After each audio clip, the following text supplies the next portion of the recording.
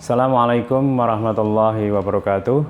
Selamat berjumpa kembali dengan Profetika Study Channel. Pada tutorial kali ini kita akan membahas tentang bagaimana cara menguji skripsi.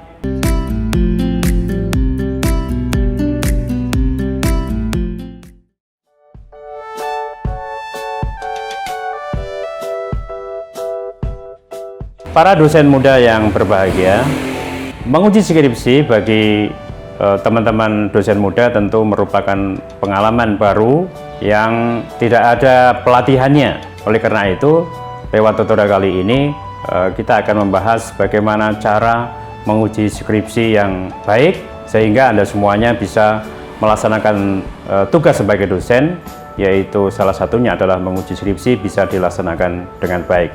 Para dosen muda yang berbahagia, ada 3 hal yang ingin saya sampaikan atau 3 bagian yang ingin saya sampaikan. Yang pertama adalah bagaimana cara menguji pada bidang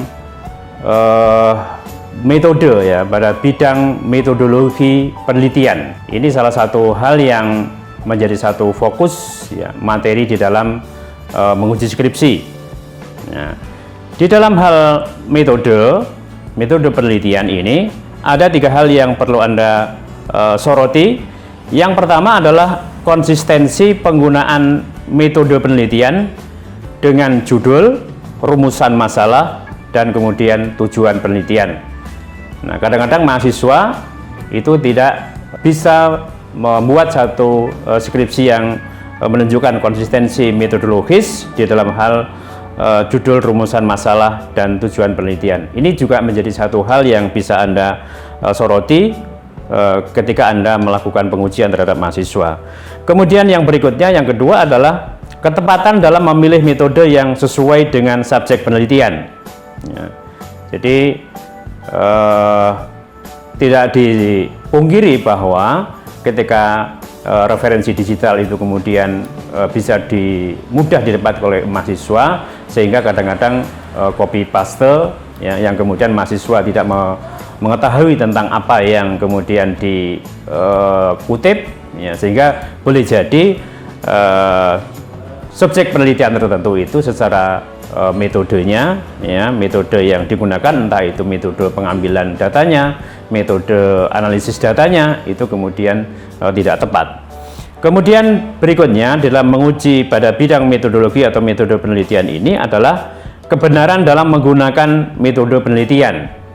Ya, jadi ini menjadi satu hal yang kemudian Anda bisa lacak apakah mahasiswa ini benar-benar sudah menggunakan metode tertentu, ya, misalnya teknik pengambilan sampel, apakah itu proporsif, apakah itu sampel random, ya, random itu Anda kemudian bisa meminta meminta pertanggungjawaban dari mahasiswa. Kemudian pada bidang yang kedua, ya, yang perlu biasanya diuji adalah bidang substansi, ya.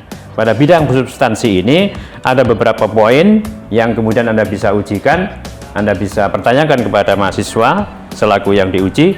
Yang pertama adalah konsistensi, ya, konsistensi judul, rumusan masalah, tujuan, tinjauan pustaka, kerangka teori, penyajian data, analisis, dan kesimpulan. Jadi semua bagian dalam skripsi itu, ya, mulai bab pertama, bab kedua, bab 3 sampai seterusnya itu kemudian Anda bisa menguji, ya, apakah kemudian itu ada konsistensi apa tidak, ya, apakah data itu mendukung untuk menjawab rumusan masalah apa tidak, kemudian menganalisis sudah benar apa belum, ya. Jadi itu yang hal-hal yang bisa Anda soroti untuk menguji kepada mahasiswa. Kemudian yang kedua adalah ketepatan dalam menyajikan setiap bab dan subbahasan. Ya, ini juga bisa Anda baca, ya, di dalam daftar isi, ya, bagaimana sistematikanya, ya, di dalam menyajikan setiap bab, ya, tentu Anda bisa melihat kekurangan-kekurangan yang ada di dalam karya mahasiswa itu.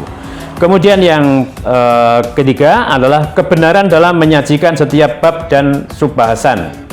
Ya, jadi ini kadang-kadang yang terjadi dalam skripsi mahasiswa, ya, antara data dan analisis, kemudian kemudian dicampur ya. Kalau data sendiri harusnya, kemudian analisis sendiri ya. Kadang-kadang kalau memilih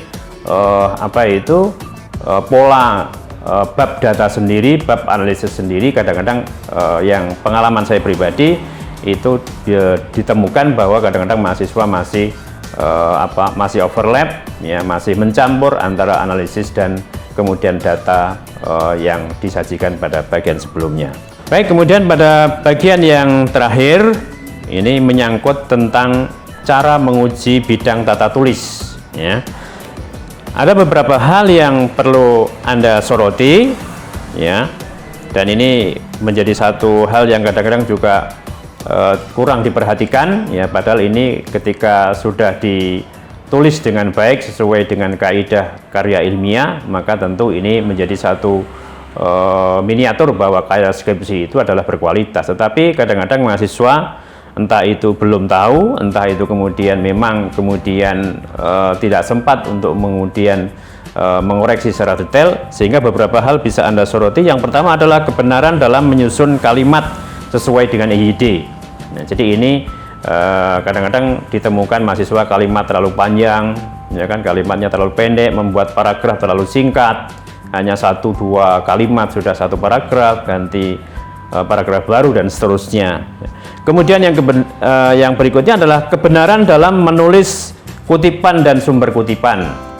Nah, jadi ini tentu sesuai dengan pedoman skripsi di masing-masing prodi, di masing-masing perguruan tinggi ya, apakah itu dengan footnote ya, dengan bentuknya endnote ataupun kemudian bentuknya innote, itu juga tergantung pada masing-masing prodi yang sudah menentukan. Kemudian yang berikutnya adalah ini yang jangan sampai lupa adalah cek plagiarisme ya. Jadi beberapa aplikasi sudah tersaji ya, supaya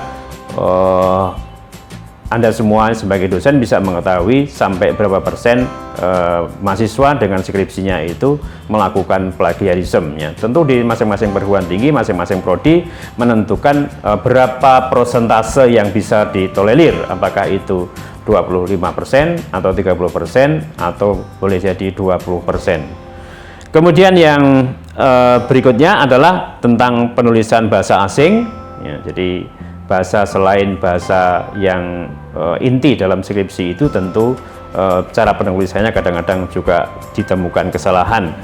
Nah, kemudian yang terakhir adalah ketepatan dalam menyusun sistematika skripsi.